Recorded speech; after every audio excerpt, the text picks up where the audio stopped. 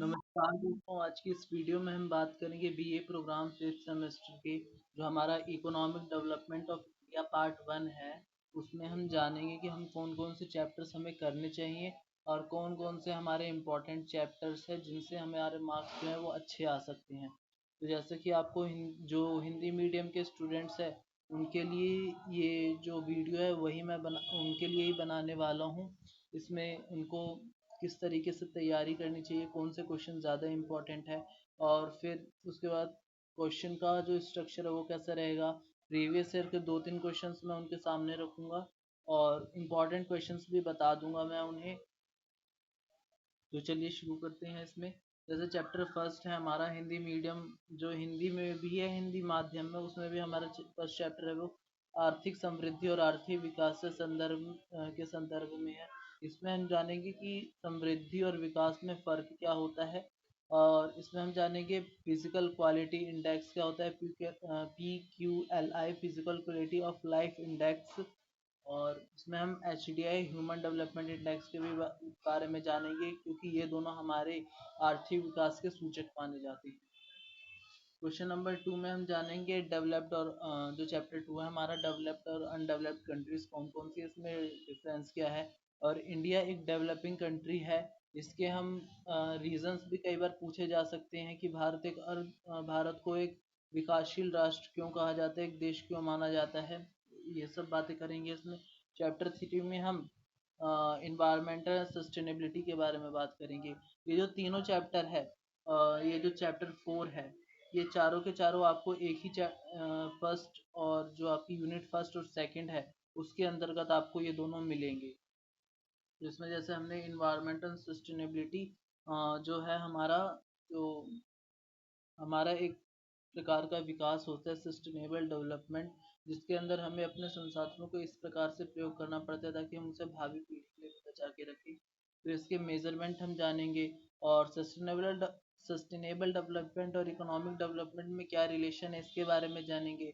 पर्यावरण हार्स के बारे में जानेंगे और economic impacts of economic development और इन्वायरमेंट, इस पर क्या क्या प्रभाव पड़ते हैं वो जानेंगे। और चैप्टर जो 4 है हमारा वो रहेगा डिटर्मिनेंट्स ऑफ डेवलपमेंट के, कॉमन, नॉन कॉमन और नेशनल। तो विकास के कौन कौन से कारक होते हैं, निर्धारक होते हैं, इसके बारे में। चैप्टर 5 में हम मानव पूंजी निर्माण के बारे में जानेंगे, पूंजी निर्माण के बारे में जानेंगे, आर्थिक विकास में किस प्रकार से योगदान देता है। इसमें हम सोर्सेज जानेंगे कैपिटल फॉर्मेशन के, ह्यूमन कैपिटल फॉर्मेशन क्या होता है इसके सोर्सेज जानेंगे और role and problems of human capital formation क्या है इसके बारे में हम जानेंगे। Chapter 6 technology, institution, factors of economic development. इसमें हम जो इंस्टीट्यूशनल फैक्टर्स हैं, हमारे संस्थागत कारक, उसका हमारे इकोनॉमिक डेवलपमेंट में उनकी क्या भूमिका है वो जानेंगे। 7वां चैप्टर पॉपुलेशन, जिससे एक ना एक क्वेश्चन आता ही है हमेशा। इसमें हम जानेंगे पॉपुलेशन की का जो आकार और वृद्धि होती है उसके बारे में, पॉपुलेशन एक्सप्लोजन, विस्फोट क्या होता है। इसमें हम मैल्थस की थ्योरी में भी थोड़ा बहुत इसके बारे में जानेंगे। और जैसे यहाँ पे डेमोग्राफिक ट्रांसमिशन थ्योरी है, इसके बारे में भी हम जानेंगे किस किस प्रकार से जो डेमोग्राफी में चेंज आते रहा है और पॉपुलेशन ग्रोथ को कैसे अफेक्ट करती है। और डेमोग्राफिक डिविडेंड जो होता है हमारा इसको हिंदी में मुझे अभी याद नहीं आ रहा है, लेकिन ये डेमोग्राफिक जो डिविडेंड है ये हमारे जो इकोनॉमिक ग्रोथ है उसके लिए बेनिफिट और फेलियर का भी काम करता है। नेशनल पॉपुलेशन पॉलिसी 1976 और 2000 के बारे में हम बात करेंगे। पॉपुलेशन कंट्रोल करने के लिए कौन कौन से हमें मेजर्स उठाने चाहिए वो बात करेंगे हम। और फिर चैप्टर 8 में some issues of people growth in the India, population pyramid, age structure, dependence ratio, population dividend, sex ratio, characteristic of populations, ageing of population, migration major and sources, urbanisation, शहरीकरण इत्यादि बातें हम जानेंगे।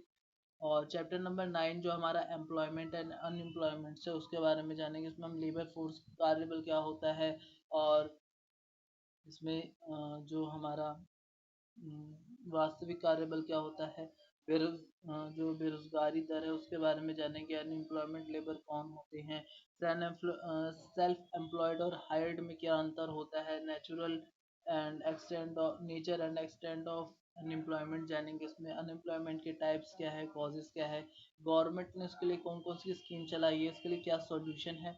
तो ये जो चार यहाँ पे पॉइंट दे रखे हैं, इनसे इन्हीं से क्वेश्चंस ज़्यादा बनते हैं, इनसे थोड़े कम क्वेश्चंस बनते हैं। तो क्वेश्चन अब चैप्टर नंबर जो इसमें 10 है वो इंडियाज़ डेवलपमेंट एक्सपीरियंस के बारे में जानेंगे।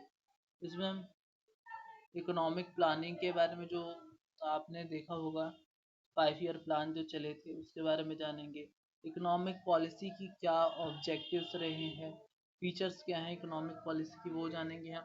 और फिर इकोनॉमिक रिफॉर्म जो हुए थे 1991 में हमारे यहाँ पे, उसके क्या क्या रीजंस थे, लिबरलाइजेशन, प्राइवेटाइजेशन, ग्लोबलाइजेशन, ये सब क्या है, इनके क्या इम्पैक्ट पड़े, और इनकी जो बुराइयां हैं, इनके पक्ष विपक्ष में तर्क इत्यादि बातें हम करेंगे, और जैसे कि यहाँ पे बताया जा रखा है।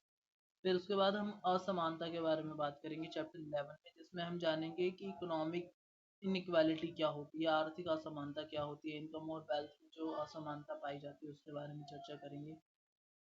चैप्टर नंबर 12 है पॉवर्टी, निर्धनता का दुष्चक्र, गरीबी, और इसमें हम जो पॉवर्टी उसके जो कैटेगरीज रहती है, जैसे आपने देखा होगा कि जो इंडिया में क्लासेस होती हैं, मिडिल क्लास, हाई क्लास, इन सब की अलग अलग क्लासेस होती है, वैसे पॉवर्टी में भी कैटेगरीज होती है।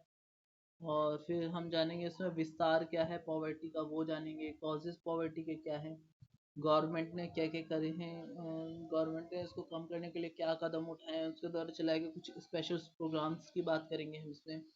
चैप्टर नंबर 13 है saving and investment in India, saving investment के बारे में जानेंगे, इसका ट्रेंड क्या रहा है इन्वेस्टमेंट का इंडिया में, वो जानेंगे हम। क्वेश्चन नंबर 4 जो चैप्टर 14 है हमारा, mobilisation of resources of development, domestic resources, हम इसमें जाने कि हमारे जो रिसोर्सेज और डेवलपमेंट है हम उसका यूज़ किस प्रकार से करते हैं। चैप्टर 15 ये ज़्यादा मुश्किल नहीं है, इसके बारे में आपने क्लास 12 में भी पढ़ा होगा, और अभी फोर्थ सेमेस्टर में भी आपने इसके बारे में थोड़ा बहुत पढ़ा ही होगा। तो इसमें मॉनेटरी फिजिकल पॉलिसी के बारे में जानेंगे, उनके इंस्ट्रूमेंट क्या होते हैं मॉनेटरी के, तो आपको पता है CRR, SLR, bank rate, repo rate, और ओपन मार्केट ऑपरेशंस जो होते हैं उसके बारे में चर्चा करेंगे। फिजिकल पॉलिसी में गवर्नमेंट के पास टैक्सेस होते हैं और उसका एक्सपेंसेस होते हैं, और भी 2-3 होते हैं, तो उसके बारे में हम जानेंगे। RBI की पॉलिसी के बारे में जानेंगे, फाइनेंशियल कमीशन जो होता है उसके बारे में जानेंगे, फेडरल फाइनेंस क्या होता है उसके बारे में जानेंगे, सेंट्रल स्टेट रिलेशंस के बारे में जानेंगे, 14th और 15 फाइनेंस कमीशन है उसकी रिपोर्ट के बारे में बात करेंगे, 15 फाइनेंस कमीशन की रिपोर्ट के बारे में बात करेंगे। तो अगर आप हिंदी मीडियम के विद्यार्थी हैं तो आप हमारे चैनल से एक बार जुड़ के देख सकते हैं। अगर आपको वीडियोस पसंद आए तो आप हमारे आगे भी हमारे चैनल से जुड़े रह सकते हैं। और हम जो आपका फोर्थ सेमेस्टर का एग्ज़ाम हुआ था ISLM मॉडल के ऊपर, लेबर मार्केट के ऊपर, इस बार कोई जो एग्ज़ाम हुआ था, अगर उनमें कोई बच्चा अगर रह जाता है, अगर वैसे तो रहना नहीं चाहिए, इस बार का पेपर काफ़ी आसान आया था, लेकिन तब भी उसके ऊपर भी वीडियोस बना दी जाएंगी। ISLM मॉडल क्या होता है, LM को ड्राइव कैसे किया जाता है, AD का ड्राइव कैसे किया जाता है, AS को कैसे ड्राइव किया जाता है, जो वेज मार्केट और प्राइस सेटिंग के द्वारा जो होता है, वेज सेटिंग और प्राइस सेटिंग के द्वारा जो होता है, फॉरेन एक्सचेंज रेट के बारे में हम जानेंगे।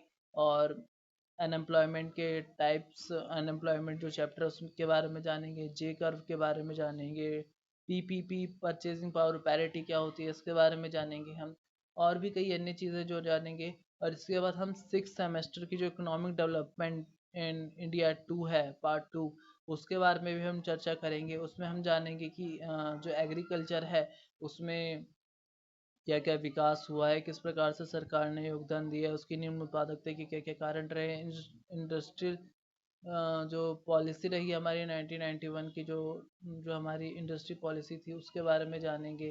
फिर उसमें ही हम जो विदेशी निवेश है उसके बारे में जानेंगे। बहुत सी चीज़ें जो इकोनॉमिक्स पूरा एक कंप्लीट करवा दूंगा मैं इसी चैनल पे। तो कृपया कर, अगर आप चाहते हैं कि अगर आप हिंदी मीडियम के विद्यार्थी हैं तो मैं आपको 6 सेमेस्टर अच्छे से कंप्लीट करवा के दे दूँगा। उसके नोट्स भी मैं खुद ही बनाऊँगा और खुद ही उसको अपलोड भी कर दूँगा। आप उसे वीडियो से उसे आराम से नोट भी कर सकते हैं। और फिर उसके बाद मैं अगर क्योंकि मैंने अपने चैनल पे वीडियोस को कुछ ही वीडियोस डाल रखी हैं, जैसे 5th सेमेस्टर की भी 1-2 वीडियोस डाल रखी हैं, 6th सेमेस्टर की भी इकोनॉमिक डेवलपमेंट से रिलेटेड दो 1-2 यूनिट की डाल रखी है, वो भी 1-2 पार्ट मैंने डाल रखे हैं, लेकिन मैं उसे कंप्लीट कर दूंगा। तो और उसकी प्लेलिस्ट भी अच्छे से बना दूंगा ताकि आपको कोई भी दिक्कत ना हो। और उसके बाद मैं 4th सेमेस्टर की हिस्ट्री के ऊपर भी क्वेश्चंस जो 4th सेमेस्टर की हिस्ट्री उसको भी कंप्लीट करवाऊंगा। और 5th सेमेस्टर का जो आपका जो पब्लिक एडमिनिस्ट्रेशन है उसके ऊपर भी मैं वीडियोस बनाऊंगा। तो अगर आप जुड़ना चाहते हैं हमसे तो कृपया कर हमारे चैनल को सब्सक्राइब कर लें। और अगर आपको ये वीडियो पसंद आई हो तो इसे जिसको इसकी आवश्यकता है उसको ज़रूर शेयर करें। धन्यवाद।